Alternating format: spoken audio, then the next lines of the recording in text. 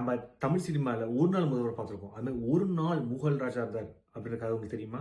அவங்க ஹுமாயூன் அப்படின்றவர் வந்து முகலாய சாம்ராஜ்யத்தை ராஜாவாகும்போது பல இன்னல்கள் கஷ்டங்களோட இருந்தார். எக்கச்சக்க போர் பிரச்சனை. அப்படி ஒரு போர் பார்த்தீங்கன்னா பேட்டில் ஆஃப் சவுசால வந்து நடந்துட்டு இருந்துச்சு. அந்த போரில் கிட்டத்தட்ட ஹுமாயூன் தோக்கனாவே வந்துட்டாரு.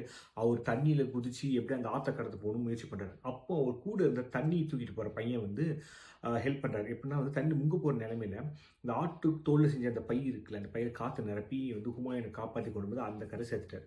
சேர்த்த உனக்கு ஹுமாயூன் சொல்கிறார், உன் பெரிய என்னப்பா கேட்டவொடனே என் பேர் நிசாம் உடனே ஒன்றும் கவலைப்படாதப்பா, நான் திரும்ப ஆக்ரா போன அப்புறமா நீ வந்து பாரு, நான் உனக்கு என்ன வேண்டுமோ அதை பண்ணி வைக்கிறேன் அப்படின்னு சொன்னார். உடனே அவனும் சரின்னு சொல்லிட்டு போர்லாம் முடிஞ்ச அப்புறமா நிசாம் வந்து போய் பார்க்க ராஜா பார்த்தா ராஜா வந்து நீ உயிரே காப்பாற்றிட்ட, நீ ஒரு நாள் ராஜாவாக இருப்பான்னு சொல்லி அவனை ஒரு நாள் ராஜாவாக ஆக்குறாங்க.